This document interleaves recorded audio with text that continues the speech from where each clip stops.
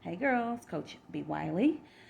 So, a lot of you ladies, specifically you that's watching this, you've convinced yourself that because you have had a previous pattern of dating dilemmas and dead in dating, that there clearly is no more good men left. And all the good men are married and or they like men. And that's simply not the case. The thing is, what comes out of your mouth will then manifest in your life.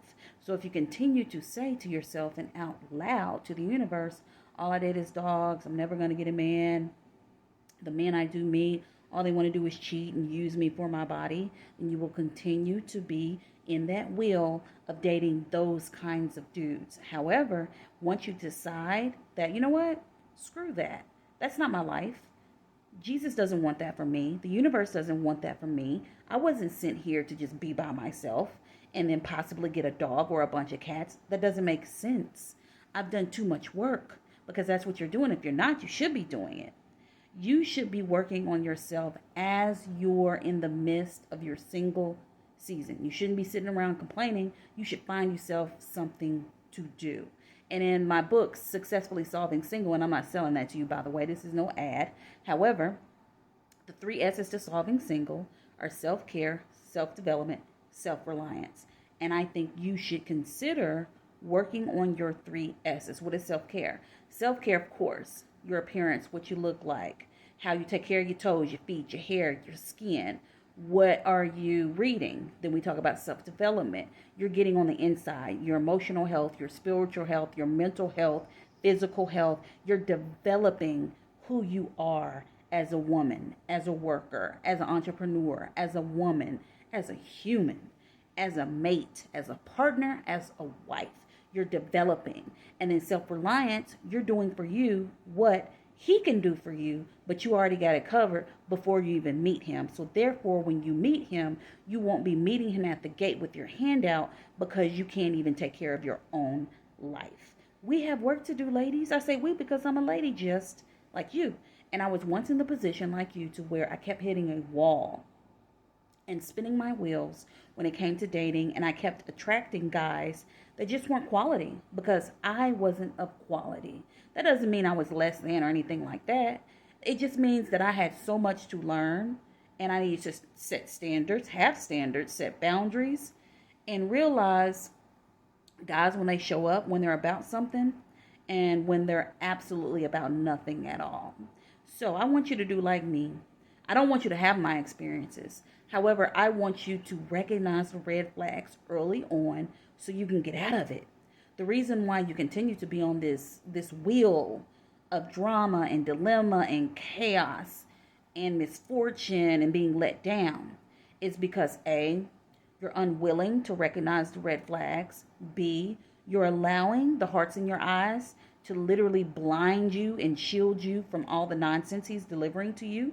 C, you don't want to be by yourself, so you just tolerate what he's dishing out until he quit dishing it out. And then D, you could be using and leading with your body because you think that's going to get you the dude. I want you to stand on your own 2 feet, adopt the I don't give a F mindset, understand your worth, and stand on it. 10 toes down. If you know you're looking for a relationship and you have the intent when you're dating to be in a relationship, stand on it. If that's not what he's wanting when you're dating, then delete the number, move along. Quit wasting your own time. It gets on my last nerve. I used to get on my own nerve. And when I see so many women desperate, thirsty, begging, I used to be that girl. That's why I recognize it. So don't be offended by those words. And if those words trigger you, you got to work on that. I was desperate. I was thirsty. I was gullible. I was green. I was naive. Name it. I'm calling myself out. I'm no longer those things, have not been those things since I don't know when, years. And so that's why I come on here to let you know you don't have to be any of those things. All you have to do is work on you, do you, stand 10 toes down on your standards, your morals, your beliefs, and what you want. He will see you for who you are. And he might try to say, oh, well, come over here and Netflix and chill, which is a house call. I write about that in my book. Hello, my name is Single. He'll try to house call you. And because you know who you are, You're like, oh, you're trying to pursue me, but you're trying to invite me over to your house. I don't know you. You don't know me, sir. So unless you're inviting me out in the public, I guess we won't have nothing to talk about. You have to come with the kind of energy that means business, because he will play you like a fool if you don't stand 10 toes down. And that don't mean when you meet him telling him, oh, I ain't about to sleep with you. Oh, I'm this girl. Men are so intimidated by me. That's why I'm single. You know, I don't take nothing, because that's just bumping your gums. And he gonna call your bluff. And when he calls your bluff, you gonna be the one with the short end of the stick.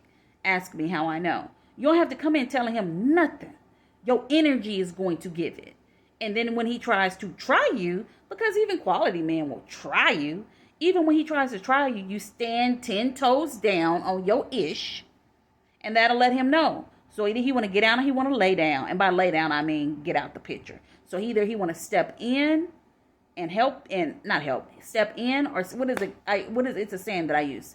He can step up. That's where, there it is. He can step up or he can step off. Meaning, if he tries to try you, and typically a guy will, that doesn't mean he's a bad guy. That just means he's trying to check your temperature. I learned that from another life coach, a man. So when he tries to check your temperature, you say, I don't do house calls. I'm cool on that. However, if you'd like to meet out for lunch or brunch, we can do that. And then he'll say, oh, okay. Well, why don't we go here in X, Y, and Z? And if he say, well, oh, so you too good, I got to spend all this money, then, you know, right there, the conversation is over. The thing about a lot of single women, you don't want to end the conversation. You don't want to cut him off. But he'll cut you off like that. When he's done, when he's decided he's done, you're clip, snip, on to the next one, leave you on red, ain't responsive. He done blocked your butt. So why can't we have that same energy? Why do we drag our feet? I need to know why you continue to drag your feet, but expect a quality man to come in your life, but you drag your feet with the men over here that ain't talking about nothing, just so you could just have a dude to talk to. You should much rather be chilling like a villain with your feet up, kicked up, with no worries, in peace and single, versus trying to date a dude who won't even take you out in public, trying to date a dude who said he fell asleep when you reached out to him, trying to date a dude who continues to leave you on red and be up and down and all around. It doesn't make logical sense. And you're a logical woman. So start acting like it. Use logic when these guys are coming in and they all over the place. Think about it. If your job was all over the place, so always bring it back to work, because time is money. And if you treated the time that you're investing in this dude like money that you can spend, you'll treat your time a lot different. Because if you would go broke, literally, if you could go broke by wasting your good time on these trifling dudes, I guarantee you would stop what you were doing. You would stop these unhealthy, toxic dating habits, because you don't want to go broke and lose your whole house. If you knew that if you continue to talk to a dude, and every time he let you down and lied to you and BS you, manipulate you, whatever you want to call it, you would lose like 1 month's of rent's money, I guarantee you will back that thing up, and not the way he would want you to. You beep up out of that dating situation. So think about it like that. Think about your time when you're investing in these guys and you're dating as your currency. And you ain't got no time to be losing money. And just like you don't have no time to continue to invest energy in a dude who simply is coming to take from you, use you, and manipulate you. Let me know in the comments who is ready to stop wasting their own time and start investing good energy in self first, and then go from there. Let me know in the comments. Talk to you later.